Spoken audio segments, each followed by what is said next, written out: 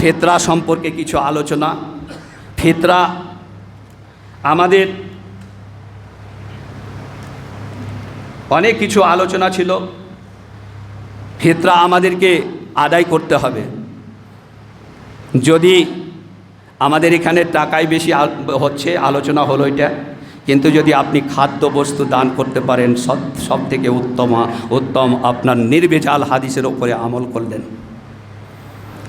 কিছু কিছু সাহাবাদের মত আছে, না থাকা নয়, নগদি টাকা জাকাত মানে ফিতরা দেওয়া যেতে পারে, কিন্তু সব থেকে উত্তম হচ্ছে নির্ভেজাল শরীয়তি হচ্ছে যে আপনাকে খাদ্যবস্তু দান করাটাই, ফিতরা দেওয়াটাই উত্তম। আপনাকে ভাবতে হবে না। আপনি ভাববেন কেন যে যাকে দেবেন সে ওই চাল নিয়ে গিয়ে কি করবে? আপনি ভাববেন কেন? আল্লাহর রসুল এটা বলেছে যে খাদ্য দান করো, তোমরা জাকাত দাও, আর ঈদের মাঠে যাওয়ার আগে যারা হকদার তাদেরকে তোমাদের সমতুল্য তোমাদেরকে খুশি প্রদান করা, এটা তোমাদের কর্তব্য। এটা তোমাদের কর্তব্য।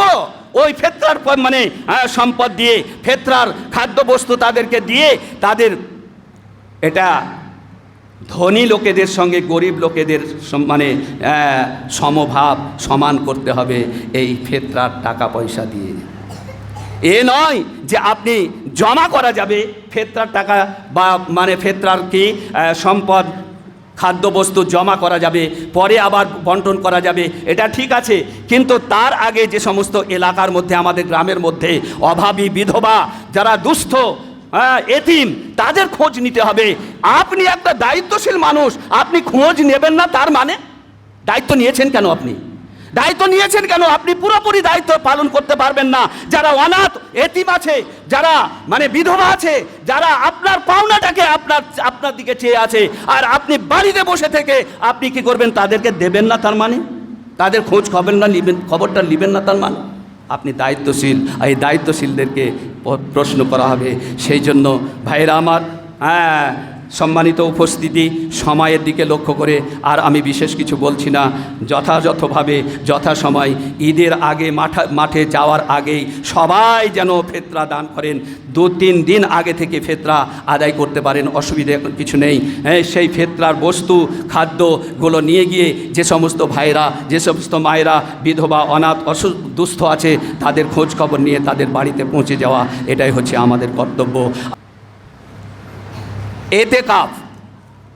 এতেকাফের বিষয়টা আগেই আলোচনার দরকার ছিল। যাই হোক, এতেকাফ শব্দের অর্থ হচ্ছে, ওকুফ শব্দ থেকে এতেকাফ এসেছে, যার আবিধানিক অর্থ হচ্ছে যে কোনো জায়গাকে চিমটে ধরা, আঁকড়ে ধরা, কোনো জায়গাকে চিমটে ধরা, আঁকড়ে ধরা। আর পারিভাষিক অর্থে এতেকাফ বলা হয় যে ইবাদতের মাধ্যমে আল্লাহর নৈকট্য হাসিলের উদ্দেশ্যে মসজিদে অবস্থান করাকে এতেকাফ বলে। কি বললাম? আল্লাহর ইবাদতের মাধ্যমে আল্লাহর নৈকট্য হাসিলের উদ্দেশ্যে মসজিদে অবস্থান করাকে এতেকাফ বলে। তো এতেকাফে বসবে কখন? 20 রমজান পার হয়ে মাগরিবের আগে এতেকাফের জায়গায় অবস্থান করতে হবে। মাগরিবের আগে, এটা হচ্ছে এতেকাফের নিয়ম। আর শেষ কখন হবে? শাওয়ালের চাঁদ উঠলে শেষ। কিন্তু বেশিরভাগই সুন্নাতি এতেকাফ হচ্ছে যে এখান থেকেই এতেকাফ থেকেই ঈদের মাঠে নামাজ পড়ে বাড়ি যাওয়া, এটাই হচ্ছে সুন্নাতি তারিকা। যাই হোক, রাসূলুল্লাহ সাল্লাল্লাহু আলাইহি সাল্লামের এতেকাফ কেমন ছিল? রাসূলুল্লাহ সাল্লাল্লাহু আলাইহি সাল্লাম প্রথম মানে এক রমজানে কি করলেন? প্রথম দশকে এতেকাফ করলেন। তাতে লাইলাতুল কদর পেলেন না। দ্বিতীয় দশকে তিনি এতেকাফ করলেন, তাতেও তিনি কি পেলেন না? লাইলাতুল কদর পেলেন না। তারপরে তিনি তাঁবু থেকে মাথা বের করে, অর্থাৎ পর্দা থেকে মাথা বের করে, আরও অন্যান্য সাহাবীরা বিবিরা কি করছিলেন? এতেকাফ করছিলেন মসজিদে। মেয়ে ছেলেদের ব্যাপারে কথা বললে আবার বলবে যে মেয়ে ছেলেরা আবার মসজিদে এতেকাফ কি করে করবে? এরা মসজিদে নামাজ পড়তে গেলেই তো প্রশ্ন উঠছে।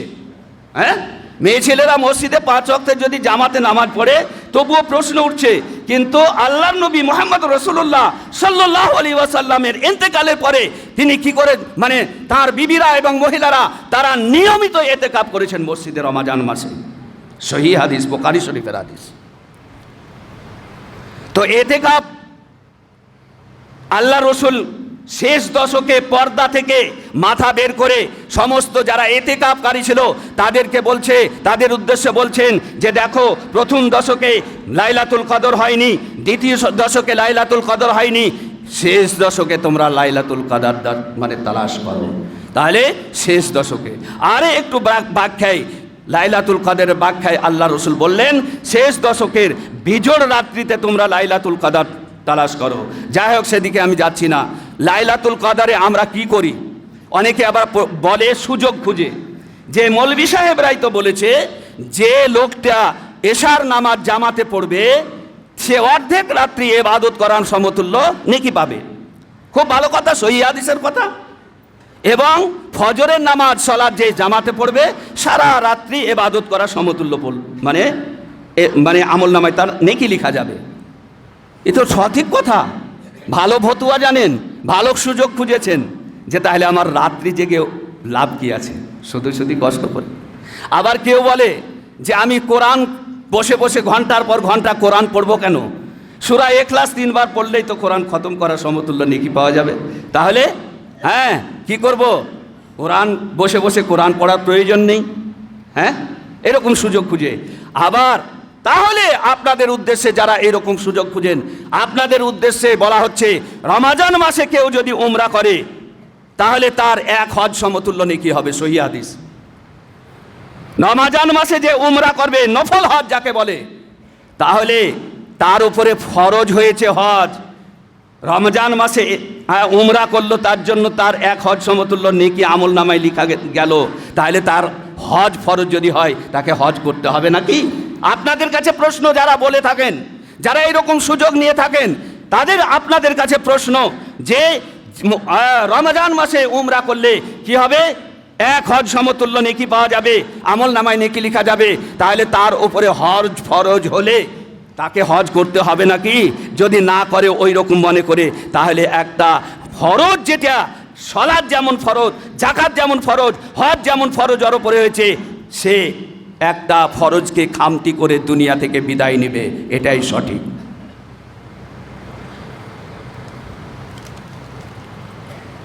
ইতিকাফে কি করবে এবং কোথায় হবে? ইতিকাফ জুমার মসজিদে হলে ভালো। জুমার মসজিদে যদি না হয়, অক্তিয়া মসজিদে যেখানে ইমাম মুয়াজ্জিন নির্দিষ্ট আছে, সেই অক্তিয়া মসজিদেও ইতিকাফ নিতে পারে, অসুবিধা নেই। পেশাব পায়খানার যেখানে ব্যবস্থা আছে নিতে পারে। আর ইতিকাফকারী ইতিকাফে বসে কি করবে? ইতিকাফে বসে বেশি করে নফল সালাত আদায় করবে, আর দরুদ পড়বে, ইস্তিগফার করবে, তাসবিহ তাহলিল করবে, কোরআন তেলাওয়াত করবে। আর ইতিকাফ করলে ফজিলতটা কি পাবে? সহিহ হাদিস থেকে কোনো প্রমাণিত নেই এর নির্দিষ্টভাবে ফজিলত। কিন্তু একটি কথা মাথায় রাখতে হবে, যে লোকটা ইতিকাফে বসে থাকবে সে লোকটা বিভিন্ন পাপাচার থেকে সে মুক্ত থাকবে। অনেক রকম পাপাচার থেকে, যেমন মনে করেন কোনো লোকের সঙ্গে বসে গল্প করছে, কিন্তু ইতিকাফে থাকলে তো কোনো লোক সেখানে থাকবে না, একাই অবলম্বন করে যে লোকটা আল্লাহর ধ্যানে মগ্ন থাকে, সেই লোকটাকে কি আল্লাহ পছন্দ করবেন না? তার আমল কি আল্লাহ ধরবেন না? তার আমলটাকে কি গ্রহণ করবেন না যে একাকি আল্লাহর কাছে বসে আল্লাহর ইবাদত করছে? তো সেই লোকটা কত পাপাচার থেকে মুক্ত থাকে। এটাই হচ্ছে বড় পাওনা ইতিকাফকারীর, এটাই হচ্ছে বড় পাওনা ইতিকাফকারীর। নির্দিষ্ট সহিহ হাদিস থেকে এটা প্রমাণিত নাই। কেউ বলে একদিনের যদি কেউ ইতিকাফ করে মসজিদে বসে, তাহলে সে মানে কি করবে? তার 3 খন্দক 3 গর্ত খনন করার সমতুল্য তাকে এবং জাহান্নামকে দূরত্ব করে দিবে। 1 খন্দক 1 গর্ত সমান পৃথিবী থেকে আসমান পর্যন্ত দূরত্ব এরকম আছে। কিন্তু যাই হোক, এটাও যদি না হয়, সব থেকে বড় পাওনা ইতিকাফকারীর যে বিভিন্ন পাপাচার থেকে সে মুক্ত থাকবে। যেমন কেউ বসে আছে, 2-4 জন বসে আছে, তাদের সঙ্গে গল্প করছে, একটা মিথ্যা কথা চলে এলো, সেও সেই মিথ্যা কথাকে সমর্থন করলো, একটা কোনো ফাহাস কথা এলো, একটা কোনো পরনিন্দা এলো, কি গীবত এলো, এই জিনিস থেকে মুক্ত থাকে আর ইবাদতে সবসময় মগ্ন থাকে।